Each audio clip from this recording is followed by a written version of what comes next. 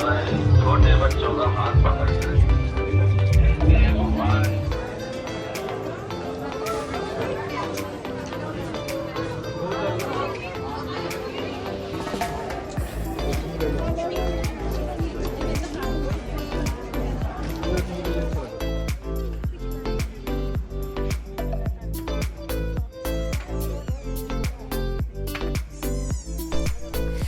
नमस्कार YouTube परिवार, मैं हूं प्रतिभा और आप हैं आपके अपने चैनल यूपी 32 जिंदगी जिंदाबाद में।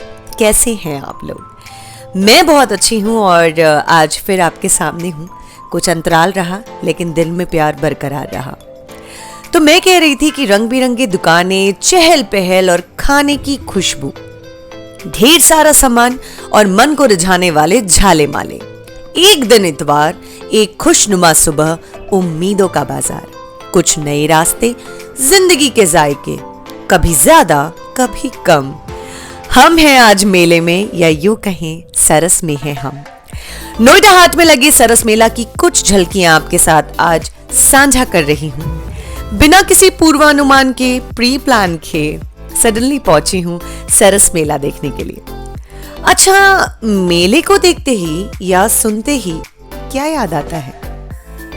नहीं, वो 80s बॉलीवुड वाला कुंभ का मेला नहीं जिसमें लोग अक्सर खो जाया करते थे। मुझे याद आता है 90s वाला लखनऊ में होने वाला जेठ के बड़े मंगल का मेला। कभी कभी लगता है तब ज्यादा अमीर थे यार, 100 रुपए में दुनिया खरीदने की ताकत और कॉन्फिडेंस हुआ करता था। पर आज मेहनत करके भी, खुद को फना करके भी लाखों का कोई हिसाब नहीं मिलता। खैर, ये फीलिंग हम सब समझते हैं। अब मैं भी कहाँ ले गई आप लोगों को जेठ के मेलों में।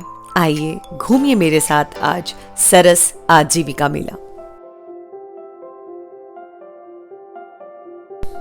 भारत के कई प्रांतों की कारीगरी, रंग, रौनक, टेक्सटाइल, सब कुछ एक ही जगह पर बखूबी सजाया गया है। अगर आप भी क्रिएटिविटी की सराहना करना जानते हैं तो ये अपॉर्चुनिटी कभी मिस मत कीजिए। रंग मुझे खुशी देते हैं। Art and creativity inspires me a lot. Regeneration है ये मेरे काम के लिए भी और मेरे लिए भी। That's boost me up. कितना वर्सटाइल है हमारा देश अगर हम देखें तो। हर प्रांत का अलग अलग टैलेंट। उत्तर भारत में रहने वालों के लिए सर्दियां भर इंतजार रहता है किसका? धूप का। और धूप मिल जाना किसी जन्नत से कम नहीं। ऐसी रौनक में ज्वेलरी शॉपिंग, साड़ी शॉपिंग, बहुत सारी हैंडीक्राफ्ट्स की शॉपिंग और लजीज खाना। बस और क्या चाहिए आपको संडे बनाने के लिए? Sunday set. और अगर मैं टेक्सटाइल की बात करूं तो जब आप ऐसी प्रदर्शनी वाले एरियाज में जाते हैं या आप स्पेसिफिक किसी मेले में जाते हैं तो आपको अलग अलग प्रांत और प्रदेशों की कारीगरी देखने को मिलती है जो अमूमन आपको अपनी पर्सनलाइज्ड कपड़े की शॉप्स पे नहीं मिल पाती। तो यहाँ मैंने देखे सिल्क के बहुत सारे वैरायटी जो शायद टेक्सटाइल में भी मैंने उतने नहीं देखे थे। और yes for love oxidise jewellery जो कि मुझे बहुत ज़्यादा पसंद आती है। मुझे गोल्ड के बाद अगर कोई ज्वेलरी अच्छी लगती है तो वो ऑक्सीडाइज है और अपनी सारी ड्रेसेस के साथ इसे पेयर करना मुझे बहुत ज़्यादा पसंद आता है।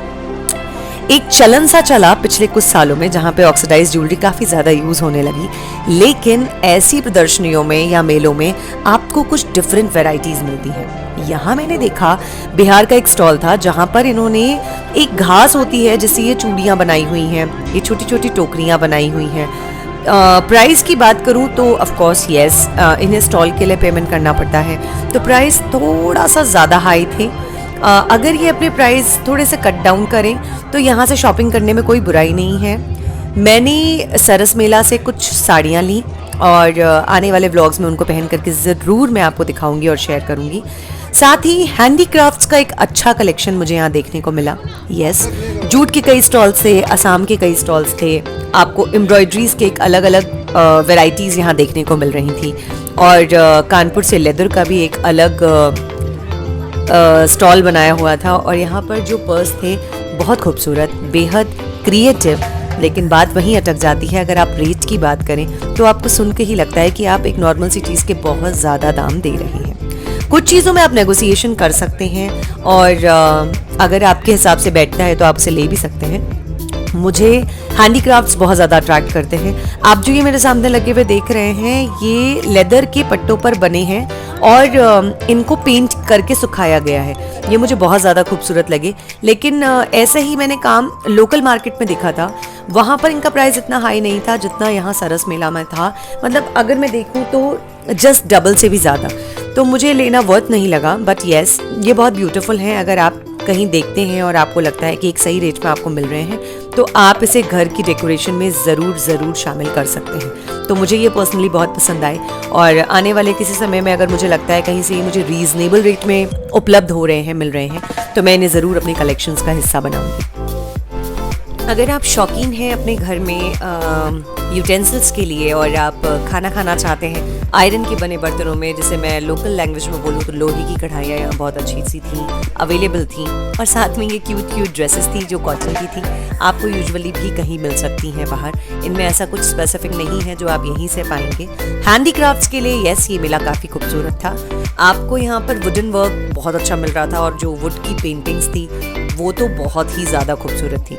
ये स्कर्ट मुझे बहुत ज़्यादा प्रिटी लग रही थी, बट ऑल्दो मैं स्कर्ट्स कम पहनती हूँ तो लेना मुझे वर्थ नहीं लगा। और वैसे भी कपड़ों के हाल तो ऐसे हैं कि अगर अलमीरा खोले और कपड़े गिरें तो इंसान दब के मर भी सकता है। I am so sorry for that. और फिर मैंने आगे की तरफ रुख किया जहाँ पे मुझे ये लकड़ी के छोटे छोटे से सामान दिखे, और ये रेटल्स देख करके मुझे याद आया, राघव के लिए मैंने एक बार एक रेटल लिया था, और सच कहूँ वो बहुत ही ज़्यादा एक्सपेंसिव था, और वो मैंने ख़रीदा था बैंगलोर एयरपोर्ट से। तो हालांकि उसके अवशेष अभी भी कहीं ना कहीं मुझे घर में देखने को मिल जाते हैं। Yes, this particular jute session ये मुझे बहुत ज़्यादा खूबसूरत लगा। मतलब इतनी आर्टिस्टिक बास्केट्स थी ना इसमें कि बस देख के मज़ा ही आ गया। फिर यहाँ पे कुछ लाइव परफॉर्मेंसेज हो रही थी जहाँ पे लोग गाना गा रहे थे, ये भी देख के मुझे बहुत मज़ा आया। और उत्तराखंड के स्टॉल पे सिर्फ चाय थी, जो कि पहाड़ियों की पहचान है, जिन्हें हर बात पे चाय चाहिए होती है। और मैं इतना ज़्यादा थक चुकी हूँ कि मुझे भी चाय चाहिए, तो वहाँ बैठ के मैंने चाय पी।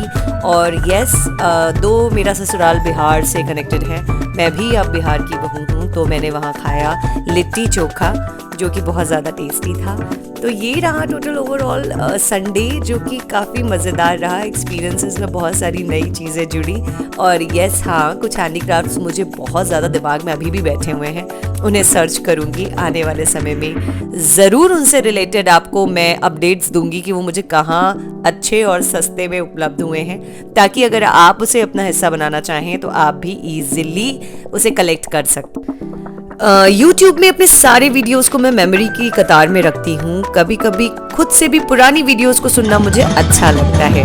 आज का ये सरस आजिब का मेला उन्हीं यादों का एक अनूठा हिस्सा रहेगा। अगर आपकी यादें भी मेरी वीडियो से जुड़ती हों, मुझे सुनना आपको थोड़ा भी पसंद आता हो, तो डू सब्सक्राइब UP 32 जिंदगी जिंदाबाद। जल्द का वादा नहीं करती क्योंकि थोड़ा सा बिजी हो जाती हूँ, जल्दी नहीं आ पाती, पर मिलूंगी ज़रूर किसी और मोड़ पर कुछ और नया लेकर के। तब तक मी प्रतिभा साइनिंग ऑफ।